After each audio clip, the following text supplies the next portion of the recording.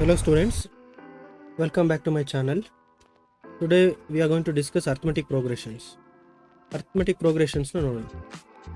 ಈ ಚಾಪ್ಟರ್ ನಿಮಗೆ hardly some 3 basic important things ನೋಡಬೇಕಾಗುತ್ತೆ. First one is properties of the series.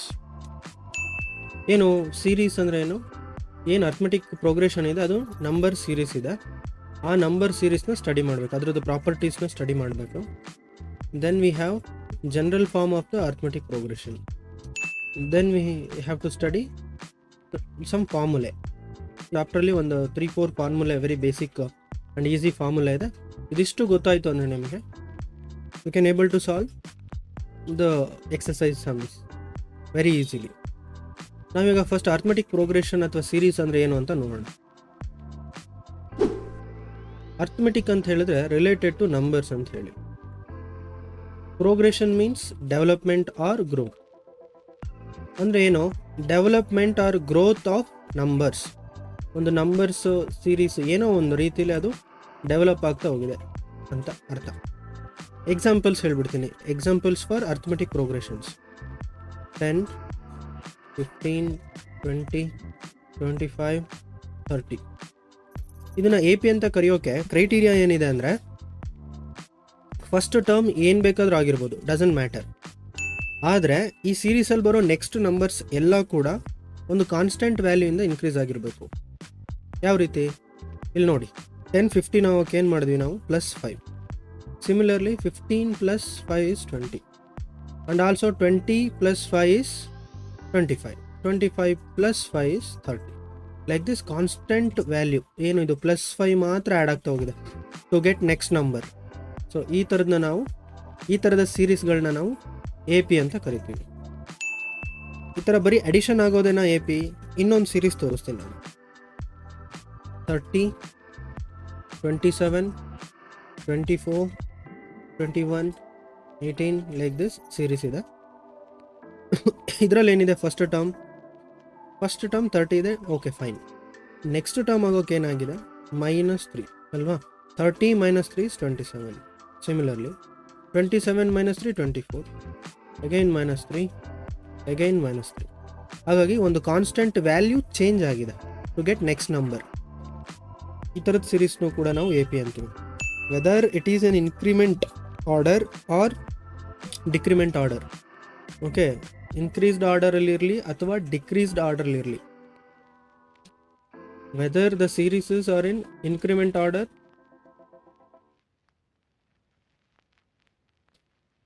whether the series are in increased order or decreased order doesn't matter.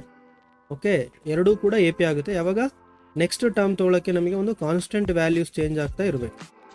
ಆ ಥರದ ಸೀರೀಸ್ನ ನಾವು study ಮಾಡೋದು arithmetic ಪ್ರೋಗ್ರೆಷನಲ್ಲಿ. Okay, next ನೋಡೋಣ. ನಾವು let us consider the auto fare, taxi fare. Okay, travelling ಸಿಸ್ಟಮಲ್ಲಿ generally ಇದೊಂದು arithmetic progression follow ಆಗುತ್ತೆ. ಅದ್ಯಾವ ರೀತಿ ಅಂದರೆ, ಆಟೋದಲ್ಲಿ ಎಸ್ಪೆಷಲಿ ದ ಬೇಸ್ ಪ್ರೈಸ್ ಅಂತ ಇರುತ್ತೆ. ಒಂದು ಟಿಯರ್ ಟೌನ್ ಸಿಟೀಸಲ್ಲಿ ₹30 ಇಸ್ ದ ಬೇಸ್ ಪ್ರೈಸ್. ನೀವು ಒಂದು ಫಸ್ಟ್ ಕಿಲೋಮೀಟ್ರಿಗೆ ₹30 ಪೇ ಮಾಡಲೇಬೇಕು. Then extra additional kilometre if you travel, ಅದಕ್ಕೆ ಒಂದು ₹10 ಅಂತ ಚಾರ್ಜ್ ಮಾಡ್ತಾರೆ. ಸೊ ದಟ್ 30 + 10 40, 40 + 10 ಅಂದರೆ extra another 2 kilometers if you travel, 30 + 20 it is 50. If you travel 3 kilometers, 30 + 30 it is 60. So like this the series goes on. So here also every time the constant value which is rupees +10, okay, +10, the +10 is added. Hence the series is also arithmetic progression. Understood? Next we'll take a salary of a person in a company. Consider first year ಅಲ್ಲಿ the salary of a person is 50,000 ಅಂತ consider ಮಾಡೋಣ. So next year ಏನು ಹೇಳುತ್ತೆ company, every year ನಾನು ಒಂದು ₹10,000 increment ಕೊಡ್ತೀನಿ ಅಂತ ಹೇಳುತ್ತೆ.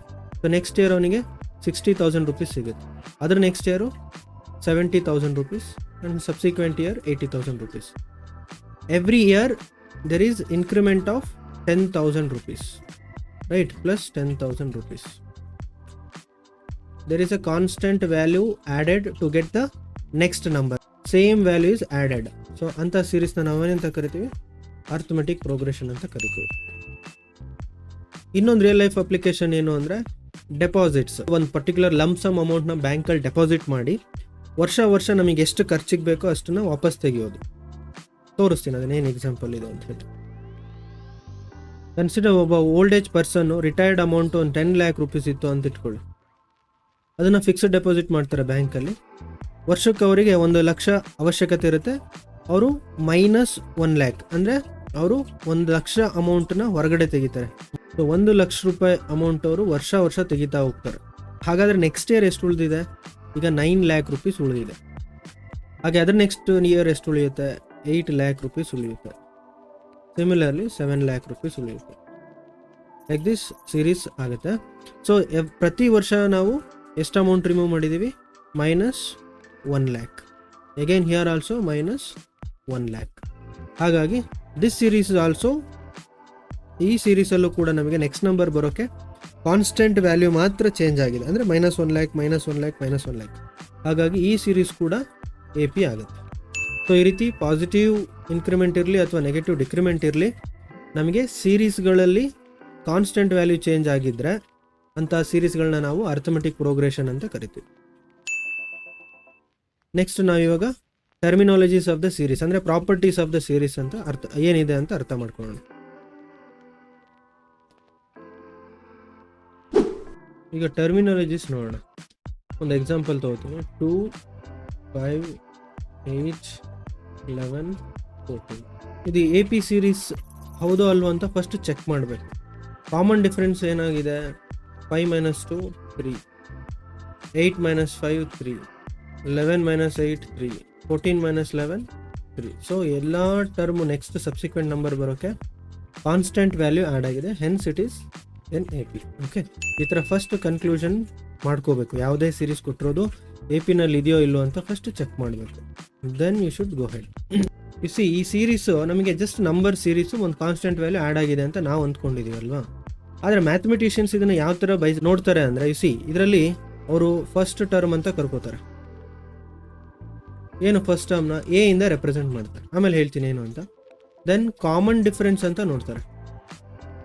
ಕಾಮನ್ ಡಿಫರೆನ್ಸ್, ಸೊ ಅದನ್ನು D ಇಂದ ರೆಪ್ರೆಸೆಂಟ್ ಮಾಡ್ತಾರೆ. ದೆನ್ ಪೊಸಿಷನ್ ಆಫ್ ದ ನಂಬರ್ನ ಡಿನೋಟ್ ಮಾಡ್ತಾರೆ. ಪೊಸಿಷನ್ ಆಫ್ ಅ ನಂಬರ್ ಅನ್ನೋ ಬದಲು ಟರ್ಮ್ ಅಂತಲೇ ಯೂಸ್ ಮಾಡೋಣ. ದ ಟರ್ಮ್ ಇಟ್ ಇಸ್, ಅಂದರೆ ಇದೆಲ್ಲ 2, 5, 8, 11, 14 ಏನಿದೆ ಇದೆಲ್ಲ ಟರ್ಮ್ಸ್ ಈ ಸೀರೀಸಲ್ಲಿ. ಇದನ್ನು ನಾವು N ಇಂದ ಡಿನೋಟ್ ಮಾಡ್ತೀವಿ, the position. Then the term in the position, term in the position, ಇದನ್ನು ನಾವು AN ಇಂದ ಡಿನೋಟ್ ಮಾಡ್ತೀವಿ. ಓಕೆ, ಅದೇನು ಅಂತ ನಾನು ಹೇಳ್ತೀನಿ. ಸೊ ಈ ಥರ ಡೈಸೆಕ್ಟ್ ಮಾಡ್ತಾರೆ. ಫಸ್ಟ್ ಟರ್ಮ್ ಅಂದರೆ very simple, A = first term ಯಾವುದಿದೆ? 2 ಇದೆ, ದಟ್ಸ್ ಆಲ್. ಸೊ ಅದು A ಇಂದ ರೆಪ್ರೆಸೆಂಟ್ ಮಾಡ್ತಾರೆ. Then we have common difference. Common difference ಯಾವ ಥರ ತೊಗೊಳ್ಳೋದು ಅಂದರೆ, ಯಾವುದಾದ್ರೂ 2 ಕಾನ್ಸಿಕ್ಯೂಟಿವ್ ನಂಬರ್ಸ್ನ ತೊಗೊಳ್ಳೋದು ಅಷ್ಟೇ. 2 ಅಕ್ಕಪಕ್ಕ ಇರೋ ನಂಬರು, ಅದರಲ್ಲಿ ಫಸ್ಟು ರೈಟ್ ಟರ್ಮ್ ತೊಗೋಬೇಕು. ಸೊ D ಬೇಕು. ಕಾಮನ್ ಡಿಫ್ರೆನ್ಸ್ ಅಂದರೆ D ಬೇಕು ಅಂದರೆ first right term 11, subtract the previous term, that is 8. Answer is 11 - 3. ಇದೆರಡೇ ತೊಗೋಬೇಕಾ? ಇಲ್ಲ, ನೀವು ಯಾವ್ದು ಬೇಕಾದರೂ 2 ನಂಬರ್, ಈ 2 ನಂಬರ್ ತೊಗೊಂಡ್ರೆ 11 ಮತ್ತು 14. ಇದರಲ್ಲಿ ರೈಟ್ ಟರ್ಮ್ ಯಾವುದಿದೆ? 14 ಇದೆ. So 14 - 11 is 3. So like this ನಾವು ಕಾಮನ್ ಡಿಫ್ರೆನ್ಸ್ನ ಕಂಡುಹಿಡಿತೀವಿ. Position of a term and term in the ಪೊಸಿಷನ್ಗೆ ನನಗೆ ಇದೇ ಸೀರೀಸ್ನ ಟೇಬಲ್ ಬೇಕು. ನಾನು ಟೇಬಲ್ ಬರ್ಕೋತೀನಿ. ಈಗ ಈ ಥರ 4 ಟರ್ಮ್ಸ್ನು ನಾವು ನೋಡ್ಕೋಬೇಕು. ಓಕೆ, ಈ ಸೀರೀಸ್ನ ನಾನು ಟೇಬಲಲ್ಲಿ ತೊಗೋತೀನಿ ಈಗ. ಓಕೆ, ಈ ಸೀರೀಸಲ್ಲಿ ಫಸ್ಟ್ ಟರ್ಮ್ A ಏನಿದೆ? 2. ಕಾಮನ್ ಡಿಫರೆನ್ಸ್ ಗೊತ್ತಾಗಿದೆ, that is 5 - 2, that is 3. Common difference is 3. ನಾವು N, position of a number ಅಂದರೆ ಏನು? ನಾವು ಆಲ್ರೆಡಿ ಡಿಫೈನ್ ಮಾಡಿದ್ನಲ್ವಾ. So it is just position. 2 is in the first position, 5 is in second position, 8 is in third position ಅಷ್ಟೇ. So it's very easy one. So position N ಏನು ಮಾಡುತ್ತೆ? Position denote ಮಾಡುತ್ತೆ. Okay, so N ಏನು ಬೇಕಾದ್ರೂ ಆಗಿರ್ಬೋದು. N5 ಅಂದರೆ ಏನು? So 5th ಪೊಸಿಷನಲ್ಲಿ ಏನಿದೆ? ದ ಟರ್ಮ್ A5 ಇದೆ. So what is that A5 term? That is 14. ನಾವು term in the position AN ಅಂದರೆ ಏನು ಅಂತ ಕಂಡುಹಿಡಿಯೋಣ. ಸೊ ಎ ಎನ್ ಅಂದರೆ ಎನ್ ಜಾಗದಲ್ಲಿ ಏನು ಬೇಕಾದರೂ ಆಗಿರ್ಬೋದು. A1 ಇದು, ದಟ್ ಮೀನ್ಸ್ 2 ಮೀನ್ಸ್ A1, 5 ಅಂದ್ರೇ A2, ಓಕೆ, 8 ಅಂದ್ರೇ A3, 11 is A4, 14 is A5. ಹೇಗೆ? ನಾನು A2 ಬೇಕು ಅಂತಂದ್ರೆ ಏನು? A2 ಅಂದರೆ ಏನು? 5 ಅಷ್ಟೇ. This is the answer, simple. That means ಏನು ಅರ್ಥ ಏನು? A2 5 ಅಂದರೆ ಈ 5 ಅನ್ನೋದು ಎಲ್ಲಿದೆ? ಸೆಕೆಂಡ್ ಪೊಸಿಷನಲ್ಲಿದೆ ಅಲ್ವಾ? ಸೆಕೆಂಡ್ ಪೊಸಿಷನಲ್ಲಿ 5 ಇದೆ, that's the meaning. n is equal to 4. ನಾನು ಹೇಳ್ತೀನಿ ಫೋರ್ತ್ ಪೊಸಿಷನಲ್ಲಿ ಯಾವ ಟರ್ಮ್ ಇದೆ, AN ಈಸ್ ವಾಟ್ ಅಂತ ಕ್ವಶನ್ ಕೇಳ್ತೀನಿ. ಸೊ ದೆನ್ ಫೋರ್ತ್ ಪೊಸಿಷನಲ್ಲಿ a term will be A4 ಆಗುತ್ತೆ, ಅದು A4 ಟರ್ಮ್ ಆಗುತ್ತೆ. A4 ಏನಿದೆ? 11. ಫೋರ್ತ್ ಪೊಸಿಷನಲ್ಲಿ 11 ಇದೆ. Similarly A3 is equal to, answer ಹೇಳ್ಬೋಣ, A3 ಈಸ್ ಏನಿದೆ? A3 ಪೊಸಿಷನಲ್ಲಿ 8 ಇದೆ. ನಾನು ಕ್ವಶನ್ ಕೇಳ್ತೀನಿ, ಓಕೆ A3 8 ಆದರೆ ಪೊಸಿಷನ್ ಏನು? ಆಬ್ವಿಯಸ್ಲಿ ಇಲ್ಲೇ ಇದೆ 3 ಅಲ್ವಾ? That is 3. n is equal to 3.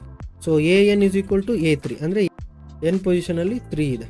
So n is equal to 3 is the answer. Third ಪೊಸಿಷನಲ್ಲಿ 8 ಇದೆ.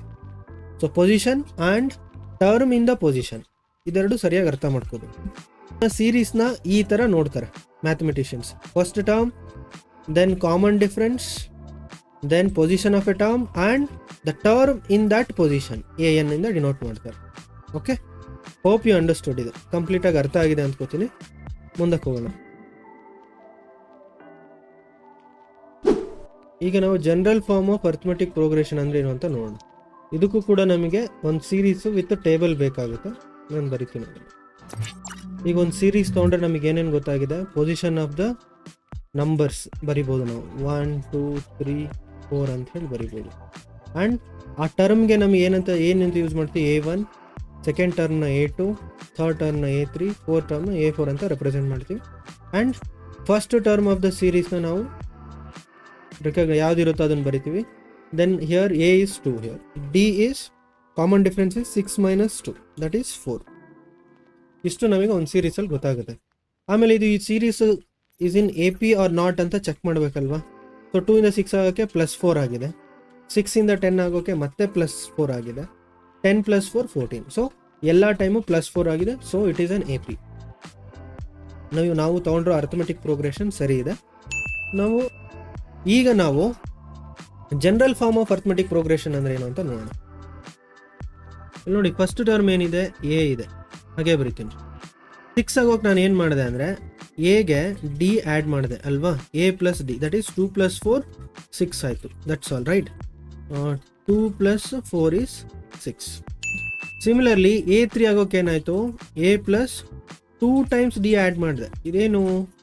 A ಅಂದ್ರೇನು? 2 ಪ್ಲಸ್ 2 ಟೈಮ್ಸ್ ಆಫ್ D ಅಂದರೆ ಎಷ್ಟು? D ಈಸ್ 4 ಅಲ್ವಾ? ಈ ಸೀರೀಸಲ್ಲಿ ಕಾಮನ್ ಡಿಫ್ರೆನ್ಸ್ 4 ಇದೆ.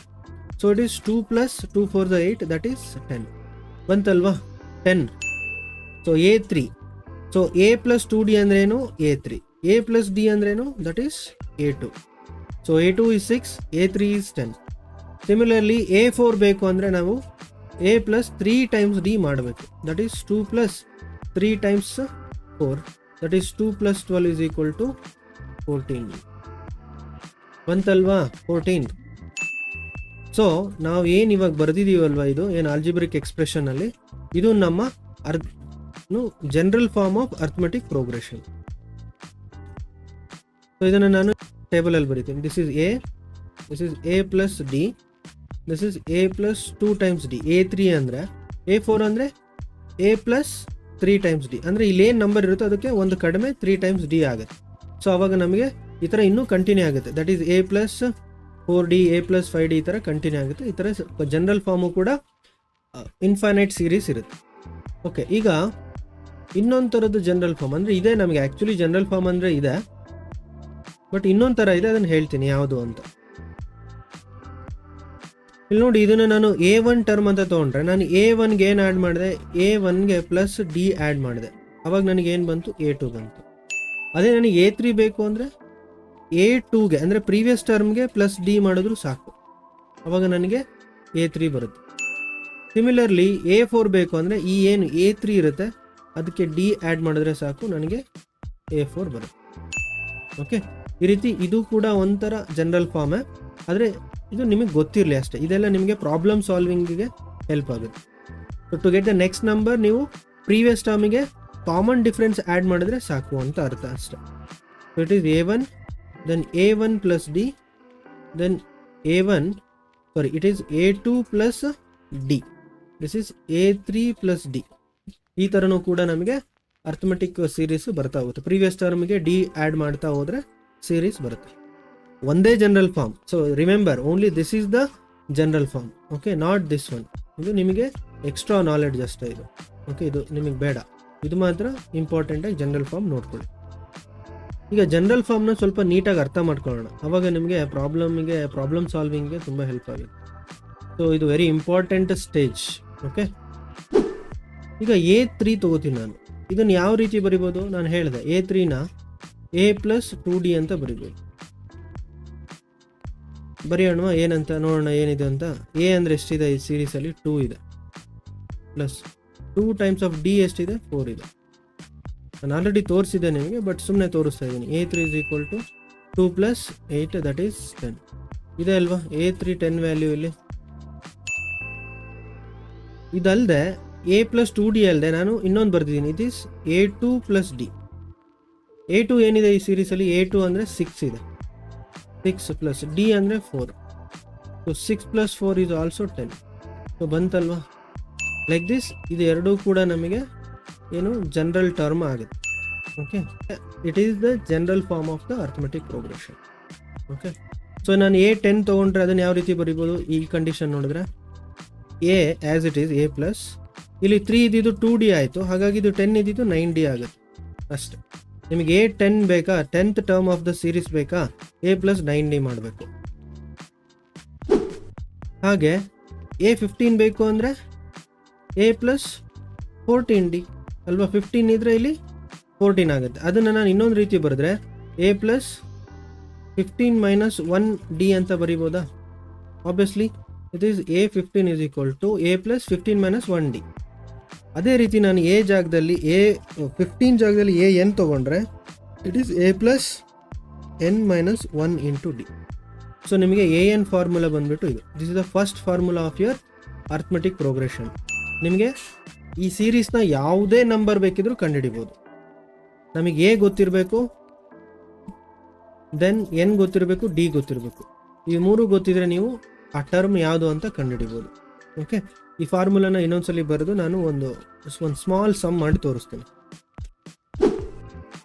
Formula is AN is equal to A plus N minus 1 into D. A50th term ಕಂಡುಹಿಡಿಯಪ್ಪ ಅಂತ ಅಂದರೆ ಈ ಸೀರೀಸು ಹೀಗೆ ಕಂಟಿನ್ಯೂ ಆದರೆ N is equal to 50. ಆ ಪೊಸಿಷನಲ್ಲಿ ಇಲ್ಲಿ ಯಾವ ನಂಬರ್ ಬರುತ್ತೆ ಅಂತ ನನಗೆ ಬೇಕು. ಸೊ ದ್ಯಾಟ್ ಇಲ್ಲೇನು ಮಾಡ್ತೀನಿ, A ಅಂದರೆ ಎಷ್ಟಿದೆ? 2 ಇದೆ, 2 ಪ್ಲಸ್ N ಅಂದರೆ ಎಷ್ಟು? I know already, that is 50 minus 1. D ಅಂದರೆ ಎಷ್ಟು ಗೊತ್ತಿದೆ? That is 4 into 4. So 2 plus 50 minus 1 49 into 4. 2 plus 196. Answer is 198. That means ನಮಗೆ A50th ಟರ್ಮು 198 ಆಗಿರುತ್ತೆ. ಸೊ ಈ ಪೊಸಿಷನಲ್ಲಿ ಯಾವ ನಂಬರ್ ಬರುತ್ತೆ? ಈ ಸೀರೀಸ್ ಹೀಗೆ ಕಂಟಿನ್ಯೂ ಆದರೆ 58th ಪೊಸಿಷನಲ್ಲಿ 198 ಇರುತ್ತೆ ಅಂತ ಅರ್ಥ. This is how you can find out any term in the series. ಆ ಸೀರೀಸ್ನಲ್ಲಿ ಯಾವುದೇ ಟರ್ಮು ಅಥವಾ ನಂಬರ್ನ ನೀವು ಕಂಡುಹಿಡಿಬೋದು. ಅದೇ ರೀತಿ A25 ಕಂಡುಹಿಡಿಯೋಣ.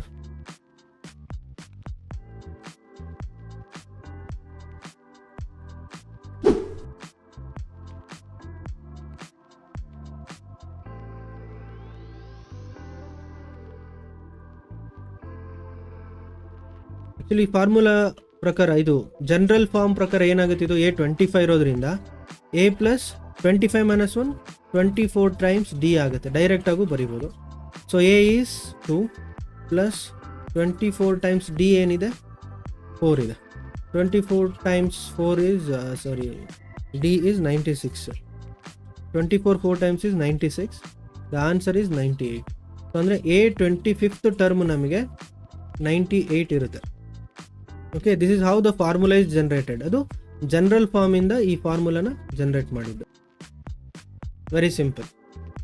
Then we have one more formula, that is S N, sum of the first nth term ಅಂತ. ಇದೇನು ಅಂತ ನಾನು ನಿಮಗೆ ತಿಳಿಸಿ ಹೇಳ್ತೀನಿ. S N is equal to formula ನೋಡಿ, n/2 into 2 times a plus n-1 into D. So this is your formula. ಈ formula ಮತ್ತು ಈ ಫಾರ್ಮುಲಾ, ಎರಡು ಫಾರ್ಮುಲಾ ಇಂಪಾರ್ಟೆಂಟ್ ಫಾರ್ಮುಲಾ. ಬಿಟ್ಟರೆ ಜನರಲ್ ಫಾರ್ಮ್ ಒಂದು ಚೆನ್ನಾಗಿ ನೆನಪಿರಬೇಕು. ಇದು ಗೊತ್ತಿದ್ರೆ ನೀವು ಎಲ್ಲ ಸಮ್ಸ್ನು ಸಾಲ್ವ್ ಮಾಡ್ಬೋದು. Thank you for watching. If you like this video, do share, like and subscribe.